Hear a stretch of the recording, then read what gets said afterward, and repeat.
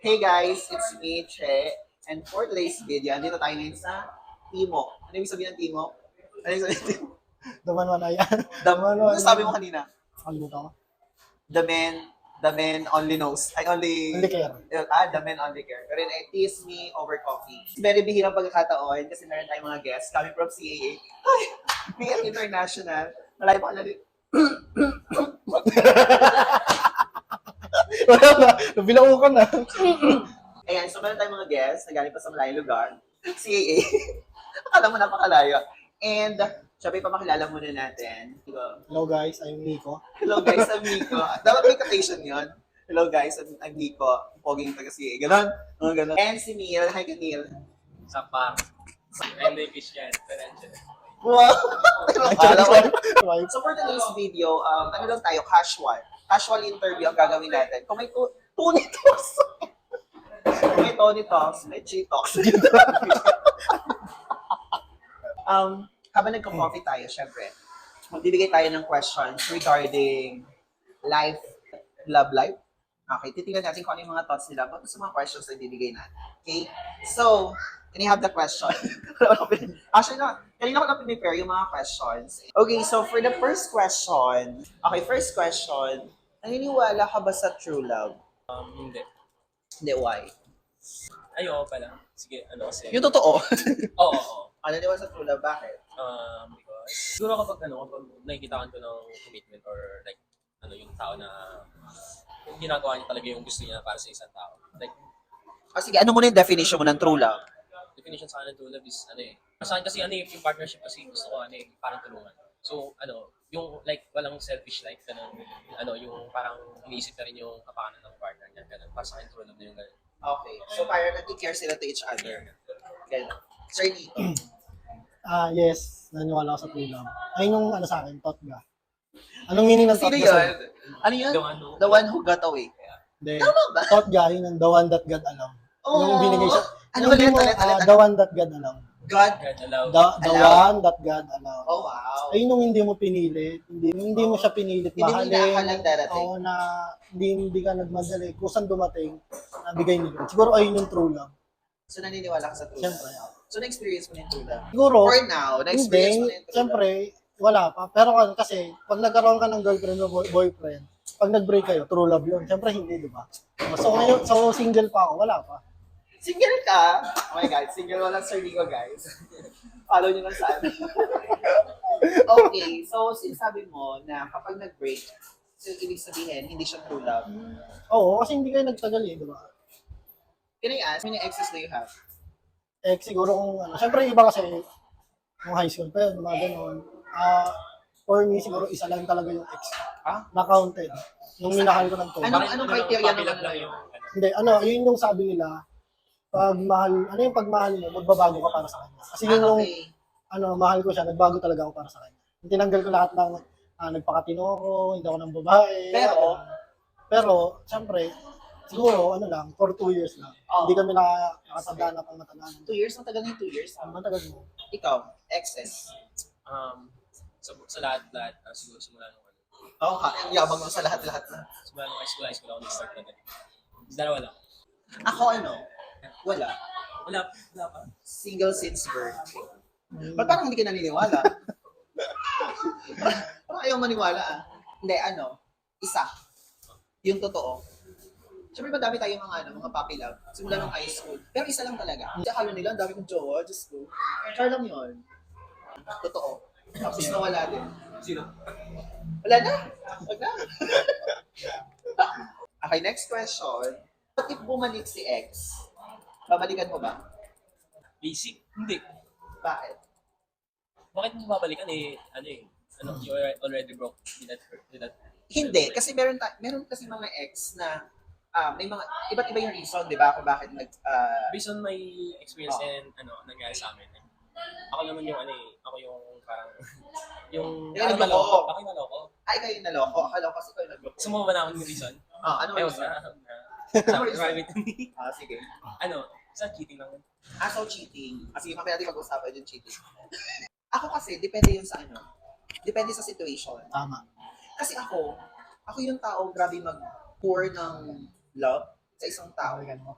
Like, kaya kong ibigay yung buong sarili ko. Hoy! Kahit yung mega. Kahit yung mega. Hindi.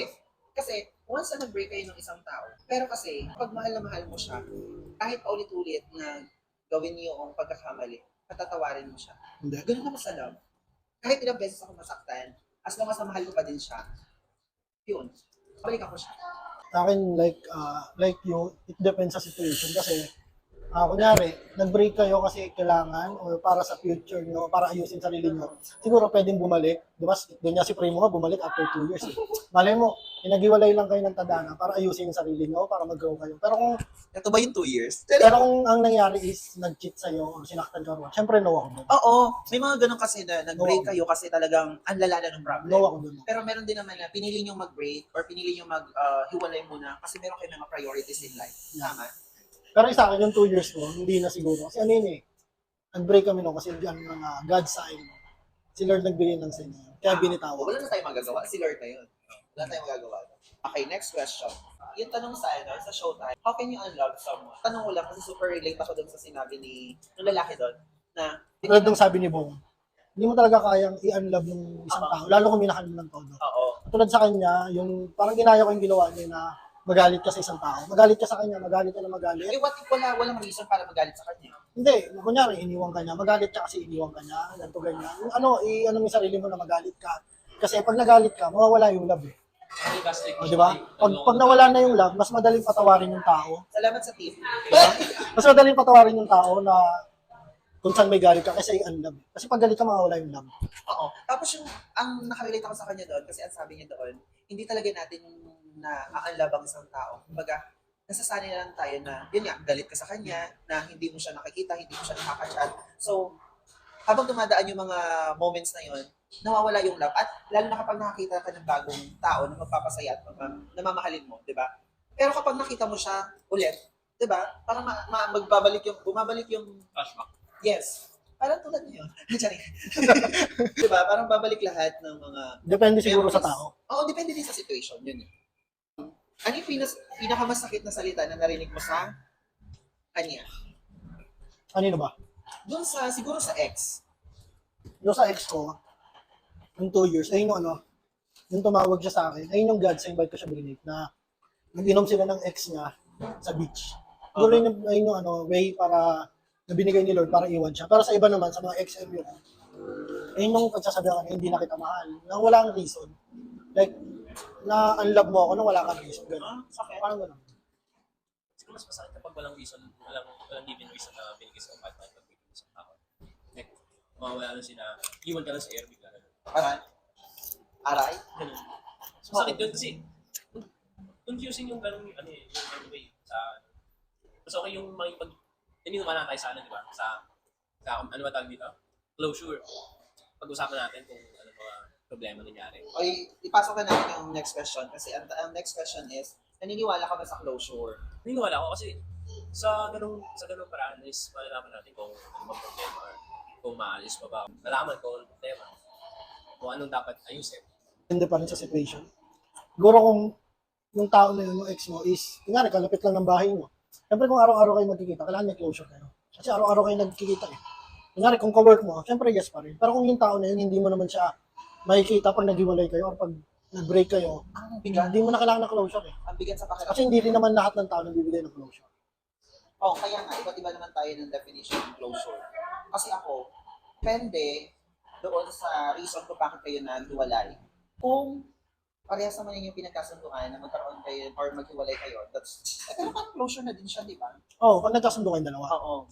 Pero Pero kunyari, yung, halimbawa, may nagkaroon ng away, tapos bigla na lang kayo hindi nag-usap.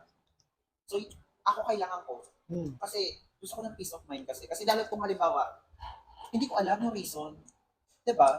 Parang araw-araw ko siyang iisipin, bakit siya nakipag-iwalay? Ano yung nagawa ko or may nagawa ba akong mali? Na bigla na lang ako iniwan sa ere nang hindi ko alam.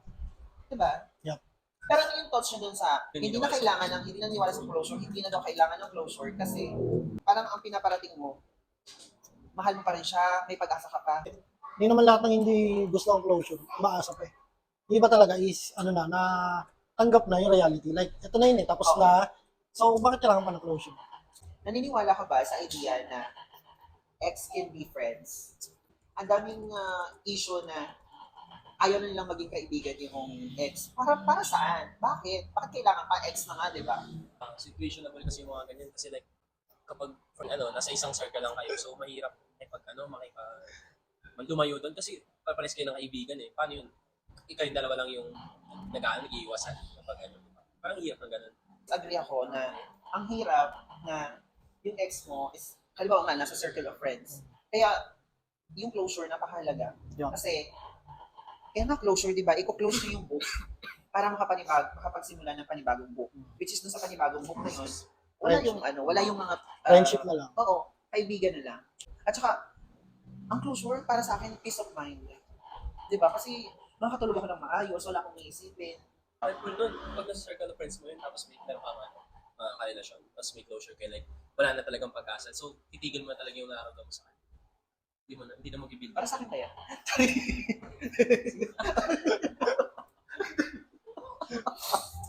Okay, cut yun, cut yun. Okay, next question. What is your thoughts about pinagtagpo pero hindi dinadhana? Kapag po kayo, na akala mo siya na yung right person for you, like, nakuha na yung expectation mo, like, nasa kanya yung gusto mo, pero hindi pala yun yung plan nila gusto mo. Like, mas better na lang sila na tao para sa iyo. Yes, amen. Akala mo, akala mo yun yung gusto, akala mo na tao mo yun na gusto mo, yun yung para sa iyo. Pero Guys, hindi pala yun yung makatandaan mo. kakaibang Sir Nico ang naririnig natin ngayon. Hindi siya to. Sino ang sumasabi sa'yo? Hindi si Sir Nico to. For me, pinagtagpo pero hindi tinadhana. I'm thankful. Kasi ako yung tao na memory keeper. Pinagtagpo man tayo, thank you. Kasi nagkaroon tayo ng friendship.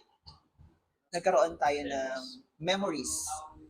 Hindi naman natin hawak ang, 'di ba, ang buhay. Sa thoughts na hindi tinadhana, sakit. Kasi may mga taong na-meet ko, na akala ko sila na, 'di ba? Na akala ko sila yung binigay ng Diyos na makakasama natin, ganyan. Pero hindi pala. So yun yung thoughts na hindi siya nakatadhana para sa atin. Pero nga, 'di ba, naniniwala tayo na When the time is right, when the time is right,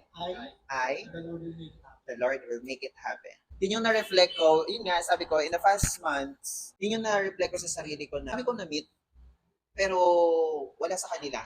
So, sabi ko, nung last time na napunta ako ng simbahan, sabi ko, kay Lord, sige, hindi ako magmamadali. I'll just wait the right time and the perfect time. Ayoko din kasi mag-expect kasi sobrang ako nasaktan, sobra na din yung pain. Sabi ko, parang hindi ko na-deserve yung pain na naramdaman ko. Kaya, sabi ko, sige, maghihintay na lang ako. Hindi ko na mamadaliin, pero sana, worth it yung paghihintay.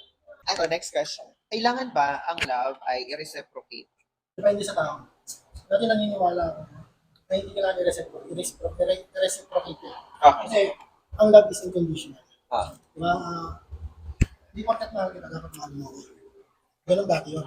Naniniwala sa akin. Pero sabi nga nila, kung ano yung energy na binibigay sa'yo, yun din yung energy na ibigay sa'yo. Ayun na yung pinaniniwalaan mo na dapat nagre-reciprocate. Kasi dati, di ba yung mga bata nga, kaya nasasaktan. Kasi pag crush nila, gusto nila crush nila.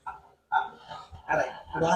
So, dati, gano'n na, love is unconditional na mahal kita, it doesn't mean na mahal mo rin ako. Basta mahal kita tayo din. Pero doon papasok yung sinasabi nila na kung ano yung energy na binibigay sa'yo, yun lang yung binibigay mo. So sa akin, siguro, doon ako magbibigay sa kung ano yung energy na binibigay mo sa'yo, ayun lang yung energy. Hindi na ako naniniwala sa hindi kailangan i-use. Well said. Yes, Sir Nico. Ikaw din eh, halata eh. Parang natutunan ko na din nga yung gano'n na, ako yung dati na, kailangan pag crush kita, crush mo din ako. Pag mahal kita, mahal mo din ako. It's just wrong pala, no? Kasi masasaktan. Oo. Kasi nag-expect eh. Oo. Nasaktan ako. Sobrang sakit. Charing. Gusto mo yung isang tao, dapat kung mag-chat siya, mag-chat ka na. Pero kung busy kasi mo, like, example, nasa sulog ka, siyempre, maintindihan niya yun. Pero kung hindi, wala ka namang ginagawa sa work ka, maintindihan niya. Pero kung wala, hindi. Okay, second to the last question. Ano yung pinaka-grabing ginawa mo about love? Siyempre, binigay mo yung lahat. Di ba nga sabi? Oo, siyempre, lahat naman nasasaktan. Sabi nga, pag mahal mo isang tao, huwag mo ibigay yung best mo, bumibigay 100%. Kasi pag nawala yun, kawawa ka. So, syempre, sabi nila yon na gano'n. Pero pag ikaw naman nagmahal, kasi lahat naman ng tao nagmamahal, nagiging tanga eh. Nagiging bobo. Diba? So, ibibigay mo yung best mo. Na kahit anong mangyari, mahalaga na bigay mo yung best mo. Nasa sa kanya yun kung iiwan ka niya or tatanggapin niya or what. Kung umalis siya, iniwan ka niya or sinayang niya yung best mo, hindi ka kawalan. Siya ang kawalan kasi binigay mo yung best mo sa kanya.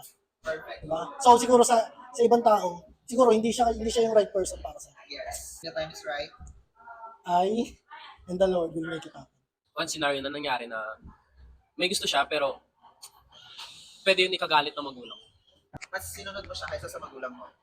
Hmm. Parang ganun. Ako, pinakagrabe kong ginawa about love, parang wala pa naman. Hindi pa naman kasi ako dumating sa point na yung pinabayaan ko yung sarili ko dahil lang sa love. Oo, umiyak. Napakatanga. Ay, eto na lang. Maglasing. Ay, wala pa. Uy, mahal ko yung sarili ko kaysa sa kanya, ano. Ako, talaga? O, so doon dapat yung Assassination. Na, Ganun. ano nagawa ko? Diba? Ayun. So what's the reason behind? Wala lang, trip ko lang. My God. Hindi naman dahil sa kanya, pero trip ko lang. Siguro para doon na ibaling yung pain. Oo, parang, ay, last na tayo, try ko nga. Hindi, parang siguro doon may maibaling yung pain. Mawala yung pain sa dibdib mo. Kasi pag nasasaktan ka ng isang tao, syempre mabigat sa dibdib. Yan. Pero alam mo, I'm very thankful kay God na even though I experience a lot of pains, pero hindi pa sumagi sa isip ko yung ganyan. Kahit in terms of problems sa buhay, family, ganyan, hindi pa naman sumagi sa isip ko na ganyan. Thank you Lord talaga. Which is, yun yung mga regular scenario na na-experience ko sa mga kabataan right now na konti problema lang, silas-las, konti problema si inom ng mga kineso, di ba? So I'm very thankful na malakas kasi ko. Emotional intelligence. Oo. Emotional. Although, lang ako, pag ako nasaktan, iyak ko lang siya isang araw, dalawang araw, okay na yun. Iyak lang ang katapat, i-emote-emote, ganyan. Pag kasi ako nasaktan, mas kayo? Ano yung coping mechanism nyo kapag kayo nasaktan? Ako kasi, pag ako nasaktan, gusto ko lang mag-travel alone. Gusto ko kumain sa labas mag-isa. Kasi doon ako nakakapag-reflect na anong kulang, anong sobra, saan ako nagkulang, saan ako sumobra, at bakit. As after noon, uwi na ako sa bahay, and then church pala. Church, doon ako makikipagkwentuhan kay Lord. Sabi ko, nangyari na naman to, parang ganyan-ganyan. So, hindi naman sa kanya question, pero papapatanong ka, di ba? Na, bakit ako, bakit ganito ulit, di ba? So, yeah, that's my coping mechanism kapag basta pray, kain sa labas, mag-isa, reflect. Yeah. Siguro gagawa ko ng actions na na-improve ko yung sarili ko. Like mag-gym ka, Ganun. ganyan. Study. Paparano sa kanya na Ay, oo, ako pala yung Kapag sinaya ko. kahit wala siya, hindi ko kailangan siya kasi kaya ko mag-improve na wala siya. Okay. Sa akin, siguro pray pa rin. Kasi yun nga, pag during na nasasaktan ako, ayun nga, lahat naman tayo nag-pray, like, maka-question mo si Lord, maka-question mo si Lord na bakit ba tayo natin. Pero doon mo ma-realize na, akala mo hindi nakikinig si Lord, pero nakikinig siya. Ang sagot, may tatlong sagot kasi siya sa akin yun. Yes, not now, tapos maybe, parang gano'n. Siguro, hindi lang yun yung nasagot yung right ngayon yung question mo. Pero pag nawala yun, tapos, kasi yung ginawa ko nung tayo nasasaktan, hindi ko sinarili. Ang bilis ko makamove nun sa XMU, kasi binigay ko sa kanya. Lord, sa'yo na tong pain, ikaw na bahala. Siguro 1 week nakamove nun. Hindi ako nag-travel or not. Pero, yung bandang uli, nag-Bicol ako nun, tapos doon ko dinilit lahat ng memories, lahat ng pictures, lahat. Sana all. Ako kasi, di ba sabi ko, ako memory keeper. Kahit gaano kasakit yung ginawa sa akin ng tao, never ako mag-delete ng picture, ng memories. Kasi, lalo na kapag yung tao yun, wala namang ginawang masama sa akin. Or, let's say, Hindi niya lang nabigay yung na-expect ko. oo, siguro ganun. Okay, last question natin. How do you see yourself right now? Siguro sa akin, matutulad yun sa Japanese art. Yes. Yun, sabi mo. Napanood din sa Actually, pinaganda-tagal, Sir Nico, yung mga question. kanina nakita ko yun ng Japanese art. Yung Kintsugi. Kung mayahalin tulad mo ang iyong sarili or yung kalagayan mo ngayon, what would it be and why? Ayun nga, yung Japanese art na Kintsugi. Ano siya, base, siya sang base sa Japan. Kasi sa China, pag nababasag yung mga base, okay lang sa kanila eh. Pero sa mga Japanese hindi. So, naayusin nila yung base na yun. Ang ginawa nila, yung pinang-ayos nila doon sa base na yun is gold. So, lahat ng lining niya, ginawang gold. Hindi siya mahal, pero nung naayos siya, nalagyan siya ng gold lining, naging mas mahal siya, mas naging presentable yung itsura niya. Yun. Kaya siguro, I am more beautiful now because I was broken. May halin tulad ko ang sarili ko, sunflower, of course. Ang sunflower, tulad ng lagi ko sinasabi, di ba, hindi naman katulad ng rose na ang rose, pag tinanim mo siya, sa isang taon, marami siyang beses na mamumulaklak. Di ba? So, yung sunflower, there's a time, may time lang siya, may time na maganda, may time na mamamatay. So, I can relate to my life na hindi sa lahat ng oras ay masaya. Hindi sa lahat ng oras ay okay tayo. It's good to be not okay. What is that? Hindi naman lahat ng oras, kailangan 100%. Yes. And basta pinipili ko na lang maging bright sa ibang tao at sa sarili ko. Kasi I choose myself. Right na. Pinili ko yung sarili ko. Tapos, nung pinili ko yung sarili ko, nagkaroon ako ng peace of mind. Which is very important right now sa ngayon. Kasi nga, napakahalaga na may peace of mind sa sarili. So, Alala ko yung sinabi ni Mo yung and then, for new leaves are able to grow. All leaves must fall. Yes. Kaya pag nasaktan ka, leave it to God and surrender it to God. And Because only He can make the broken things beautiful. palakpakan. And that's all for today. Sa lahat naman ng pagkakamali, meron tayong mga natututunan. Sa lahat ng sakit, meron tayong nakukuha Yes. lesson. So, okay lang ba sa inyo na magkamali at masaktan para lang matuto? Ano ba? Paano ka matututo? Paano ka matututo kung wala kang lesson? Sabi nga sa school, Dami mong kasabihan. tuturuan ka muna bago ka mag-exam. Diba? Ganun sa school eh. Yes. Pero sa buhay, mag-exam ka muna bago ka matuto. Galing talaga. So, ang mga sa akin kong boys, follow up na yung lesson. Kasi susubukin ka muna Nakasan mo na buhay. kasi wala ng audio. Kasi susubukin ka muna ng buhay bago ka matuto ng lesson. Parang experience is the best teacher. Okay, so hindi kami yung best teacher. Hindi, syempre like, Ayan, so that's all for today. And I hope na marami kayong natutunan. Ano mo natutunan? Minsan lang po. And comment down below for part 2. And comment down below kung meron kayong mga questions na gusto sasagutin namin. Oh. Ayan, thank you so much, Nico, Neil. Thank you so much. Okay, so thank you so much for watching, guys. And don't forget to subscribe to my YouTube channel. It's Neezer Evs.